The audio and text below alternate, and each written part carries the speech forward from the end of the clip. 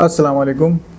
मेरा नाम डॉक्टर मोहम्मद अली कुरैशी है और मैं Awan homeopathic centre Pabbi branch में as a senior homeopathic consultant काम करता हूँ।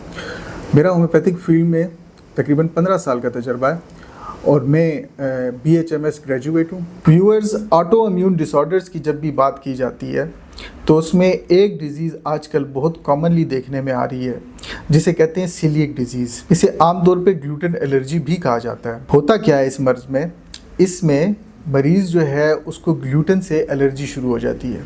ग्लूटेन या वीट या गंदम से जो बनी हुई चीज़ें होती हैं उससे उसकी बॉडी जो है वो ऑटो इम्यून डिसऑर्डर में चली जाती है और रिएक्ट करती है ऐसी चीज़ों के ख़िलाफ़, और इस तरीके से उसकी जो आंतें हैं, ख़ासकर से छोटी आंत जो है उसके ऊपर इसका असर होता है और बॉडी जो है उसमें उसका म्यूकोजल लेयर जो होती है, आउटर लेयर जो होती है इंटेस्टाइन्स की, उसको इफ़ेक्ट करना शुरू कर देती है।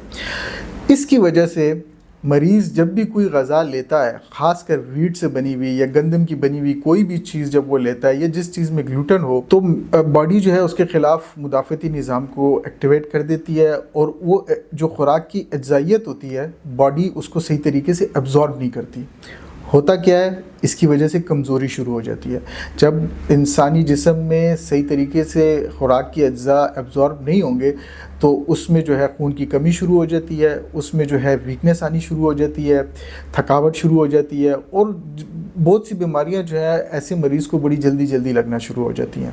आम तौर पे ये बीमारी बच्चों में देखने में आती है। अर्ली एज में अमूमन ये बीमारी जो है ये डिटेक्ट हो ही जाती है, लेकिन ऐसा बहुत कम देखने में आता है कि बड़े लोगों को आगे जाके इस किस्म का कुछ, यानी एल्डर्स को कुछ आगे जाके इस किस्म का मसला पेश आए, लेकिन अमूमन बच्चों में ये बहुत कॉमनली देखने में आती है।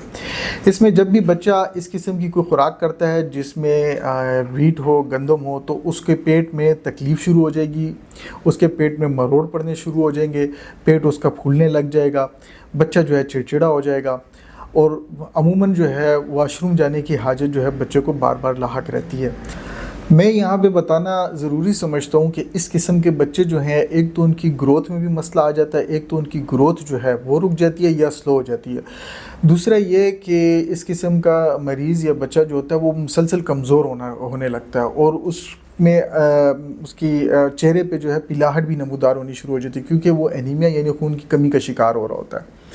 बच्चा जो है उसको बार बार स्टूल आता है, उसको बार बार पखाना आता है और अक्सर ये पखाना जो है नरम होता है, जिसकी वजह से मज़ीद वो पेशेंट को या बच्चे को जो है कमज़ोर कर देता है। मरीज़ या बच्चा जब भी स्टूल करता है तो उसको उसमें सफ़ेद किस्म के फ़ैट्स नज़र आते हैं या चिकनाहट नज़र आती है, पखाने में चिकनाहट। ये एक बड़ी इसमें कॉमन सिम्टम है जिसकी वजह से अमूमन इसको डायग्नोस किया जाता है।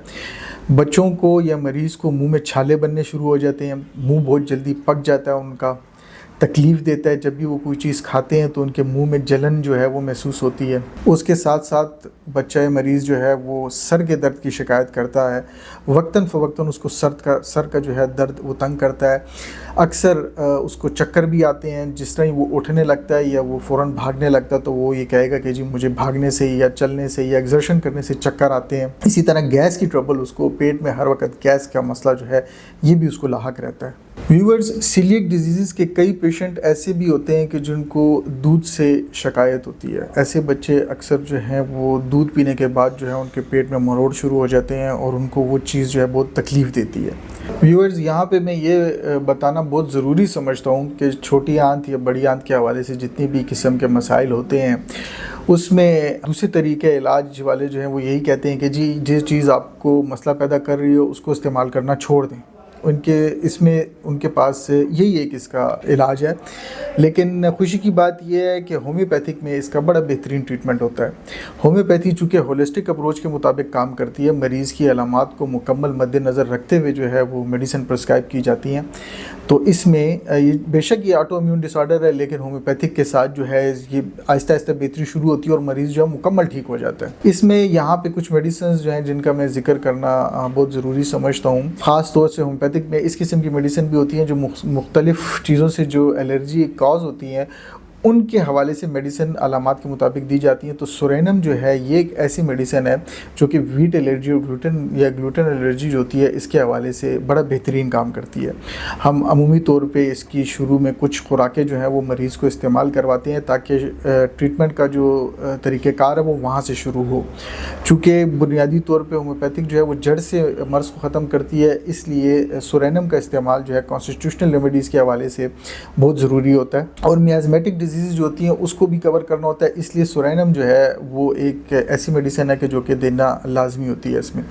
اس کے بعد پھر علامات کو مد نظر رکھتے ہوئے، یعنی اگر پیشنٹ کو مروڑ ہو رہے ہیں، بچہ جو ہے وہ مروڑ کی تکلیف اس کو شروع ہو جاتی ہے، تو اس میں پھر مرکار جو ہے وہ ایسی میڈیسن ہے کہ جو اس کے ساتھ دی جاتی ہے.